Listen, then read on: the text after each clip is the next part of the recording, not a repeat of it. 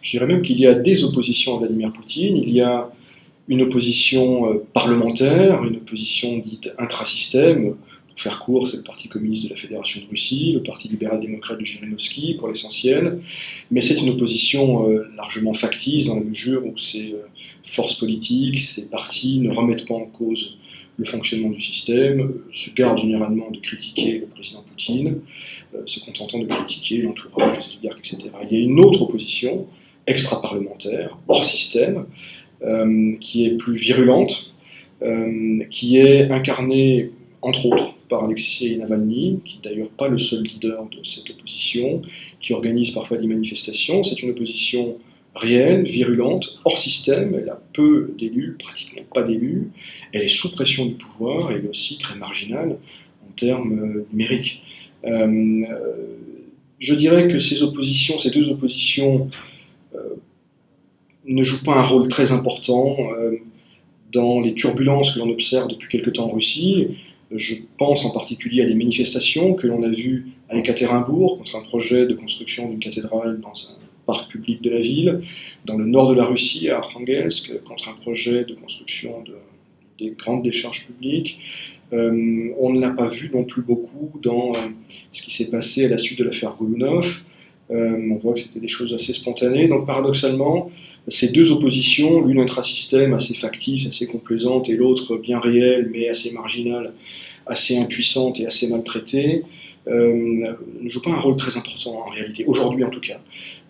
Pour les mois et les années qui viennent, ce qui risque d'être important et ce qui risque de faire turbuler le système, c'est plutôt la question de la succession de Vladimir Poutine. Je rappelle que Vladimir Poutine en est à son 4e mandat, qu'il a été réélu l'année dernière pour un mandat de 6 ans, donc théoriquement, il ne peut pas aller au-delà de 2024. Alors la question de que faire après Poutine, elle s'est déjà posée en réalité en 2007.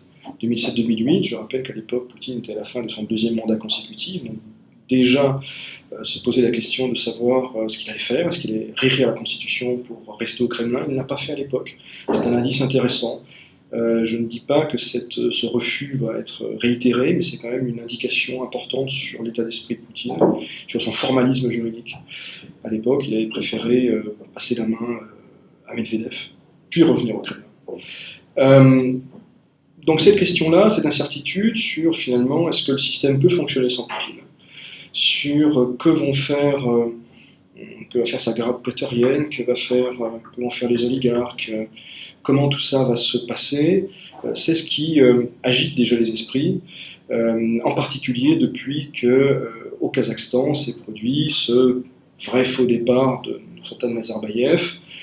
Beaucoup de gens s'interrogent sur le fait de savoir si c'est transposable à la Russie, ce qui s'est passé au Kazakhstan. En tout cas, c'est suivi de très près. Je dirais schématiquement qu'il y a 3 scénarios. Il y a le scénario du départ de Vladimir Poutine du Kremlin en 2024. Vladimir Poutine respecte la Constitution, termine sa présidence, et un nouveau président est élu, avec les mêmes prérogatives dans le cadre de la Constitution existante. Il y a un autre scénario qui est la réécriture de la Constitution. Vladimir Poutine reste au Kremlin pour un 5e mandat, dont 3e consécutif. Comme je le disais, ça ne me paraît pas le plus probable pour des raisons à la fois juridiques, de formalisme, mais aussi peut-être parce que Poutine n'a sans doute pas très envie de répéter le destin de Brejnev, Andropov et Tchernenko, en d'autres termes, de terminer vieillard au pouvoir. Je rappelle qu'il a été populaire et aimé des Russes au début, par l'effet de contraste avec Boris Yeltsin, qui est un président âgé, un président qui ne présidait plus. Et puis il y a un scénario intermédiaire, qui est celui du faux départ, c'est-à-dire Poutine qui, soit parce qu'il aime le pouvoir, soit parce que ses entourages craignent pour leurs intérêts, craignent l'incertitude, le poussent à rester, à garder un pied dans le système. Et alors on peut imaginer effectivement un Poutine qui garderait une fonction officielle ou semi-officielle de garant, alors soit de Deng Xiaoping un peu en retrait, soit au contraire secrétaire du Conseil de sécurité nationale.